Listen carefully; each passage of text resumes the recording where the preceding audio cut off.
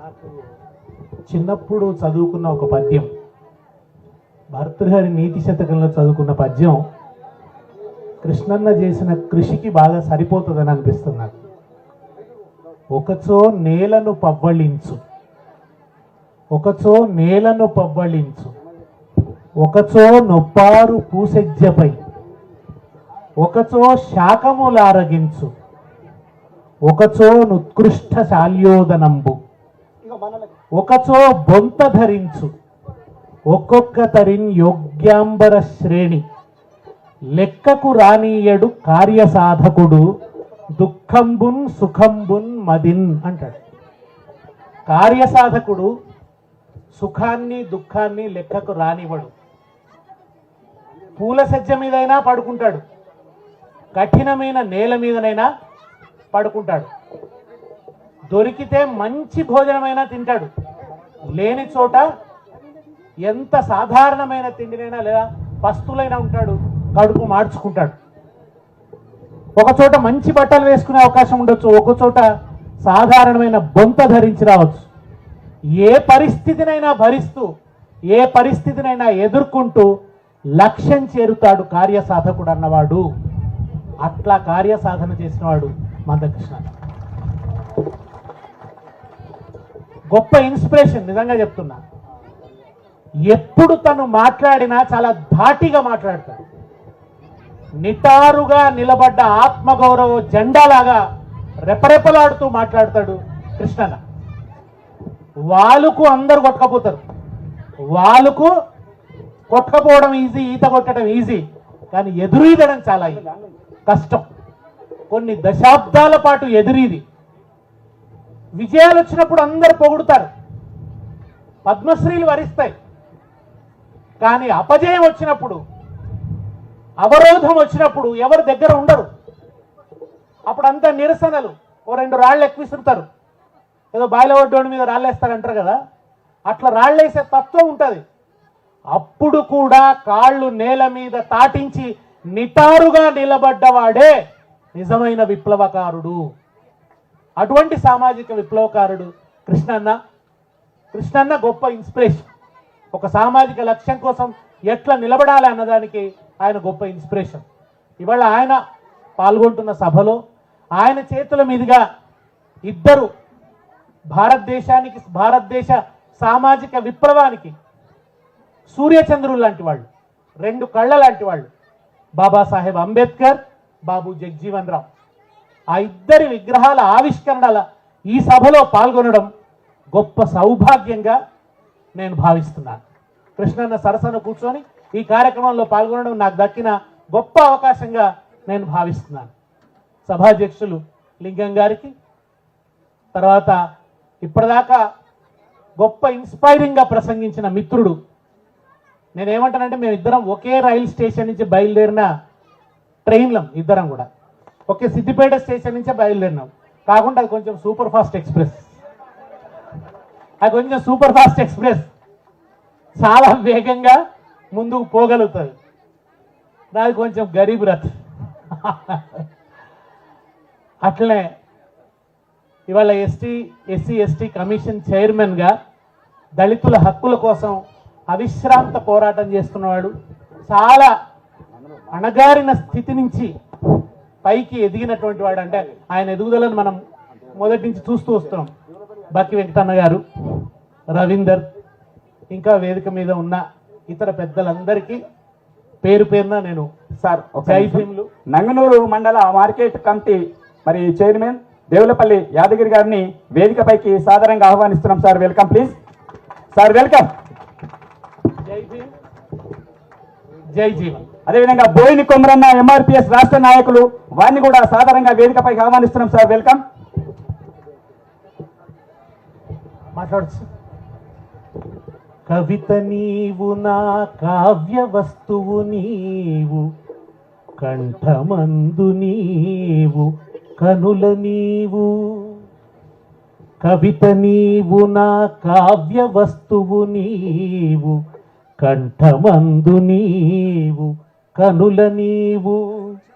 నీవు లేని నేను నిర్జీవ ప్రతిమను,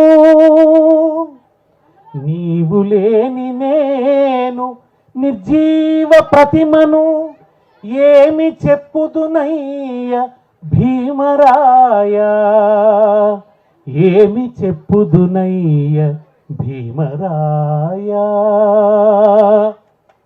ఇవాళ ఇక్కడ ఆవిష్కృతమైన విగ్రహాన్ని చూస్తే ఒక కవి అన్నట్టు అంబేద్కర్ విగ్రహాన్ని చూస్తే నిరుపేదవాని అన్నం గిన్నెను చూసినట్టు అనిపిస్తుంది. నిరుపేదవాని కడుపులోకి ఆకలి తీరుస్తున్న బువ్వ గిన్నెను చూస్తున్నట్టుగా అంబేద్కర్ విగ్రహాన్ని చూస్తే అనిపిస్తుంది. ఒక కాటి కాపరిని కలెక్టర్ కుర్చీ మీద కూర్చుండబెట్టిన సామాజిక చైతన్యాన్ని దర్శించినట్టు అనిపిస్తుంది అంబేద్కర్ విగ్రహాన్ని చూస్తే. చెప్పులు కుట్టిన చేతుల్ని శాసనకర్తలుగా మార్చిన సామాజిక విప్లవ స్వరూపాన్ని చూసినట్టుగా అనిపిస్తుంది అంబేద్కర్ను చూస్తే. విప్లవం అనేది తుపాకులతోనే కాదు, విప్లవం అనేది ఆయుధాలతో మాత్రమే కాదు, విప్లవం ఆలోచనలతో కూడా సాధించవచ్చు, అక్షరంతో కూడా సాధించవచ్చు అని నిరూపించిన మహానుభావుడు బాబాసాహెబ్ అంబేద్కర్. నిరంతర అధ్యయనం, నిరంతర అధ్యయనం, నిరంతర బోధన, నిరంతర పోరాటం, నైతికత, దేనికోసం కూడా నీతిని వదులుకోకపోవడం. ఆయన మతం కూడా ఎట్లా ఉండాలంటే మతానికి దేవుడు ప్రధానం కావద్దు, నీతి ప్రధానం కావాలన్నాడు, నైతికత ప్రధానం కావాలన్నాడు అంబేద్కర్. అందుకని నేను చెప్పేది, అంబేద్కర్ ఇంతకుముందు అందరు చెప్పినట్టు ఆయన ఒక వర్గానికి చెందినవాడు కాదు, ఆయన ఒక సామాజిక వర్గానికి చెందినవాడు కాదు. భారతదేశ నిజమైన అభ్యుదయాన్ని కాంక్షించిన నిష్కళంక దేశభక్తుడు అంబేద్కర్ మహాశయుడు. నిజమైన దేశభక్తుడు అంబేద్కర్. ఆయన జ్ఞానాన్నే ఆయుధంగా ధరించినటువంటి జ్ఞాన యోధుడు ఆయన. ఆయన ఒక మాట అన్నాడు, హిందువులకి వేదం కావాల్సి వచ్చింది, వ్యాసుణ్ణి పిలిచారు. వ్యాసుడు ఎవరు? వ్యాసుడు అవర్ణుడు, అగ్రవర్ణం వాడు కాదు, కింది కులాల నుంచి వచ్చినటువంటి వాడు. హిందువులకి వేదం కావాల్సి వచ్చింది, వ్యాసుణ్ణి పిలిచారు. హిందువులకు పురాణం కావాల్సి వచ్చింది, వాల్మీకిని పిలిచారు. వాల్మీకి ఎవరు? ఎరుకలవాడు, ఏనాది కులం నుంచి వచ్చి ఆదికవి వాడు వాల్మీకి. హిందువులకు పురాణం కావాల్సి వచ్చింది, వాల్మీకిని పిలిచారు. హిందువులకు రాజ్యాంగం కావాల్సి వచ్చింది, నన్ను పిలిచారు అన్నాడు. హిందువులకు రాజ్యాంగం కావాల్సి వచ్చింది, నన్ను పిలిచారు అన్నాడు. ఇంతకుముందు బాలకిషన్ చెప్పిండు, ఆ బోర్డు మీద ఆయన రాయనివ్వలేదు. బోర్డు మీద ఆయన లెక్క తీస్తామంటే వెనుక మా అన్నం ఉన్నాయి, మూటలు ఉన్నాయి, గిన్నెలు ఉన్నాయి, మా టిఫిన్ బాక్సులు ఉన్నాయి. ఆయన బోర్డు ముట్టుకుంటే మైల పడుతుందని బోర్డు మీద రాయనివ్వలేదు. కానీ అంబేద్కర్ ఏం సాధించినాడు? బోర్డు మీద రాతను నిషేధిస్తే పెరిగి పెద్దవాడై జ్ఞానసూర్యుడై అవమానాల అగ్నిని తేజస్సుగా ధరించిన జ్ఞానసూర్యుడై ఈ దేశ రాజ్యాంగాన్ని రాశాడు ఆయన. నువ్వు బోర్డు మీద రాయొద్దన్నావు, కానీ ఆయన రాజ్యాంగాన్ని రాసింది. ఆ రాజ్యాంగం ఈ దేశానికి దిశానిర్దేశనమైంది. సాధారణమైన రాజ్యాంగం కాదు, మనకున్నది లిఖిత దృఢ విస్తారమైన రాజ్యాంగం. ఇతర చాలా దేశాల కంటే కూడా విస్తృతి కలిగినటువంటి రాజ్యాంగం, చాలా దృఢంగా రచించాడు దాన్ని.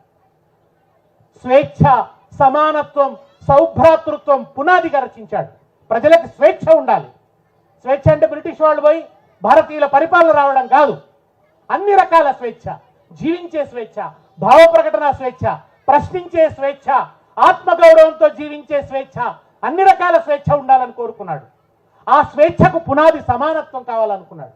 అందరికీ సమాన గౌరవం ఉండాలి, సమాన ఆర్థిక స్థాయి ఉండాలి, సమాన సామాజిక గౌరవం ఉండాలి. ఈ గౌరవం కూడా చట్టాలతోనే కాదు, నిర్బంధంగా వచ్చే గౌరవం కాదు, సౌభ్రాతృత్వం ఉండాలి. ప్రజలందరిలో కూడా సహోదరత్వం పెరగాలి. అన్నదమ్ముల వలెను జాతులు మతములన్నీ మెలగవలెనోయ్ అని గురజాడ అన్నట్టుగా అన్నదమ్ముల్లాంటి సహోదరత్వం అందరిలో రావాలి. అటువంటి ఆలోచనల విప్లవం తీసుకురావాలని కలగన్నవాడు బాబాసాహెబ్ అంబేద్కర్. కనుక ఆయన అందరివాడు. ఆయన ఏ ఒక్క వర్గానికో చెందినవాడు కాదు. భారతదేశంలోని అన్ని వర్గాల అభివృద్ధి చెందితేనే భారతదేశం అభివృద్ధి చెందుతుంది. దేహంలోని అన్ని అవయవాలు మంచి ఉంటేనే దేహం మంచి ఉంటుంది. గుండె సరిగ్గా పనిచేయకుండా మెదడు ఉండదు, లేదా కాలేయం సరిగ్గా పనిచేయకుంటే గుండె ఉండదు. కనుక దేశంలోని ఏ వర్గం కూడా బలహీనంగా ఉండొద్దు, సమగ్రంగా అందరూ అభివృద్ధి కావాలని కోరుకున్నతనే నిజమైన దేశభక్తుడు. ఆయనే నిజమైనటువంటి దేశభక్తుడు. ఆయన స్వతంత్ర పోరాటానికి సమాంతరంగా సామాజిక పోరాటాన్ని నడిపించాడు. అంబేద్కర్లో ఇవాళ నిజంగా యువత ఆయన నుంచి ఆదర్శంగా స్వీకరించవలసింది. ఆయన ఇంగ్లాండ్లో బారెట్ లా చదివాడు. బారెట్ లా ఆ కాలంలో ఒక సుబేదార్ కొడుకుగా పుట్టినాడు. అడగారిన స్థితి నుంచి వచ్చినాడు. అనేక అవమానాలు ఎదుర్కొన్నాడు. ఈ అవమానాల మధ్య నుంచి ఎవరో ఉదార హృదయులు సహాయం చేస్తే ఆయన అమెరికాకు వెళ్ళి కొలంబియా విశ్వవిద్యాలయంలో ఎకనామిక్స్లో పిహెచ్డి చేశాడు. ఆ కాలంలో ఒక ఆర్థికవేత్త అన్నాడు, ఆయన సామాజిక విప్లవం వైపు మళ్ళకుంటే ఎకనామిక్స్లో ఆయనకు నోబెల్ వచ్చేది. ఎకనామిక్స్లో అంత మేధావి ఆయన. కొలంబియా యూనివర్సిటీ తమ యూనివర్సిటీ నుంచి చదివిన గొప్ప స్కాలర్స్ లిస్ట్ విడుదల చేసింది. ప్రపంచ శ్రేణి మేధావులు, గొప్ప స్కాలర్స్ మా యూనివర్సిటీ నుంచి వచ్చిన వాళ్ళు ఎవరెవరు అని కొంతమంది వేళ్ల మీద లెక్కించదగ్గ మంది లిస్ట్ విడుదల చేస్తే అందులో మొదటి పేరు బాబాసాహెబ్ అంబేద్కర్. అందులో మొదటి పేరు ఆయన. బారెట్ లా చదువుకున్నాడు. బారెట్ లా చదువుకున్న అంబేద్కర్ విలాసంగా బతకాలంటే ఇంగ్లాండ్లోనే ఉండిపోయేవాడు, అమెరికాలోనే ఉండిపోయేవాడు. కానీ ఆయన విలాసాలు కోరుకోలేదు.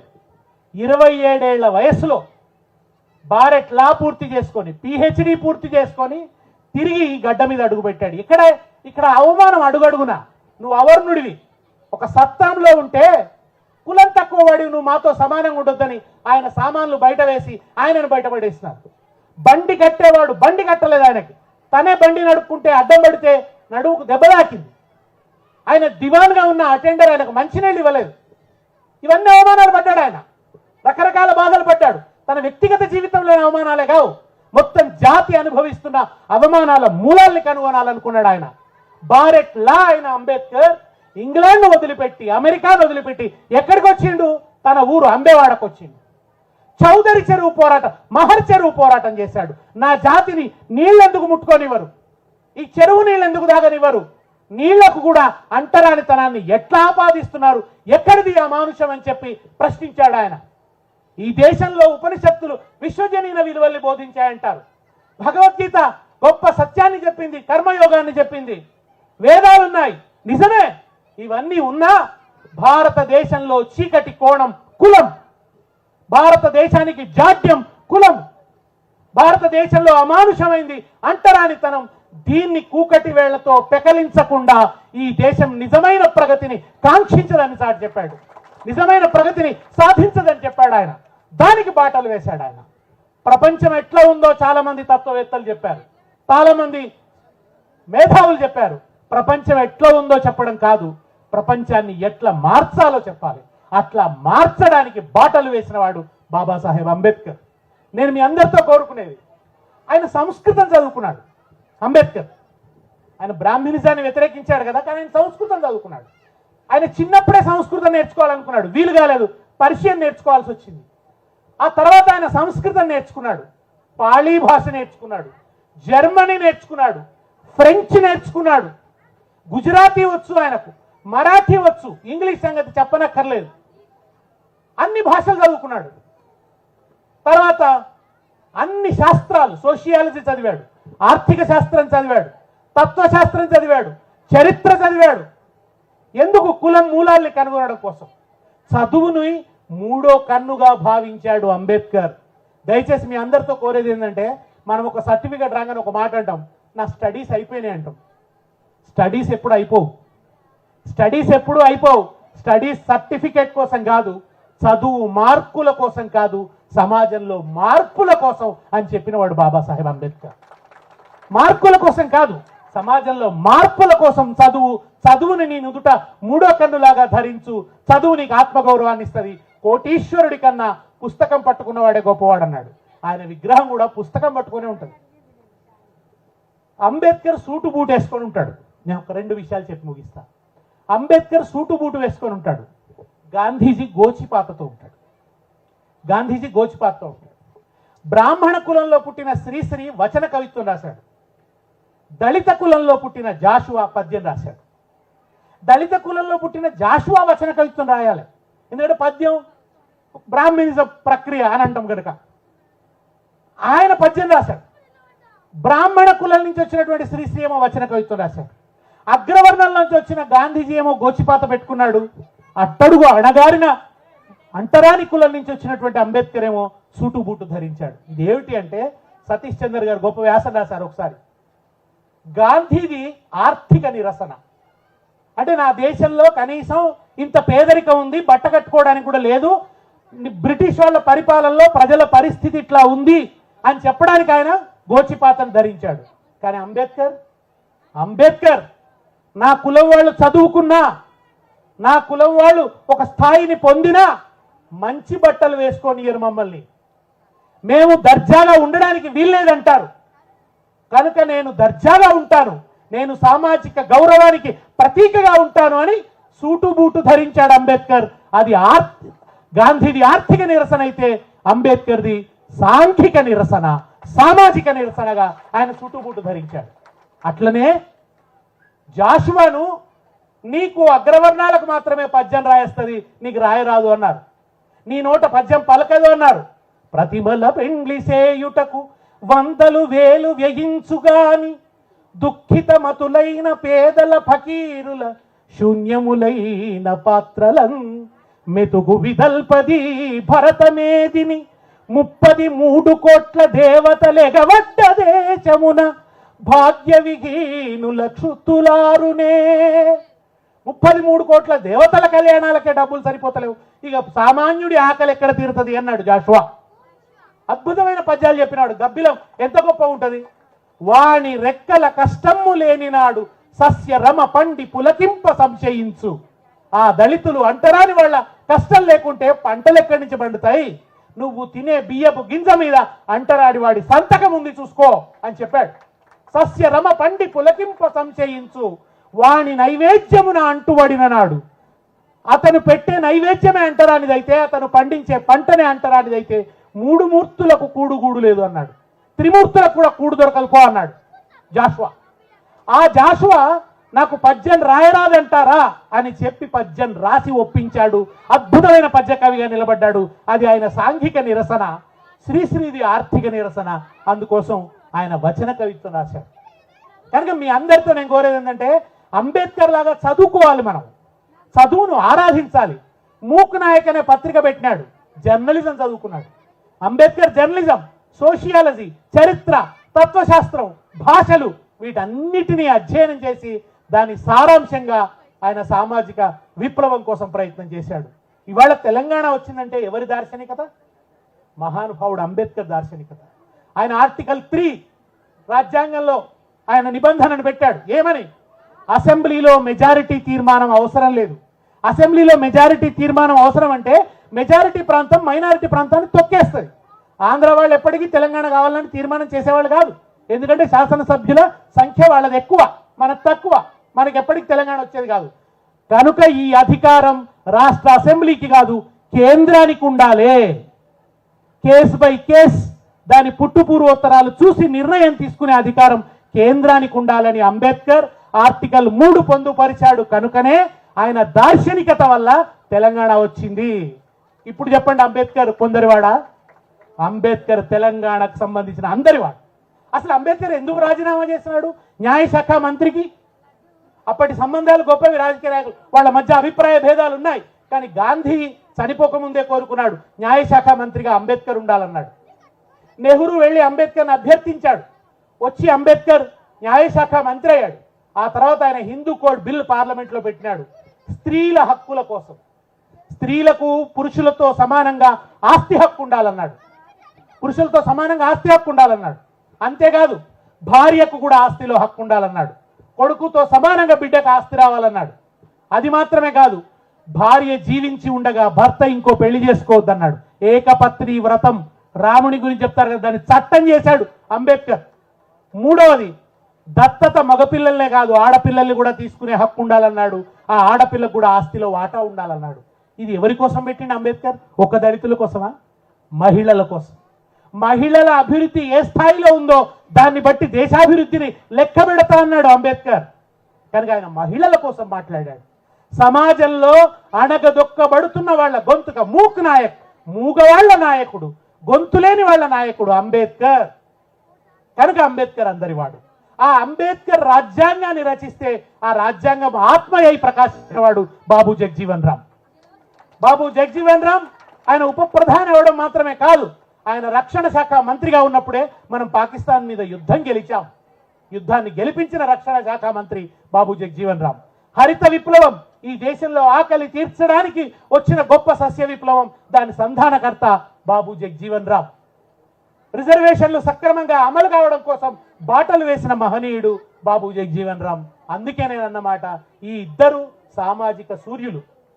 భారతదేశంలో ఇద్దరు అవమానాల అగ్నిలోంచి బయటకు వచ్చినటువంటి వాళ్లే. కనుక ఆ ఇద్దరిని వాళ్ళ మందపల్లి గడ్డ మీద మందకృష్ణ చేత ఆవిష్కరింపజేసుకొని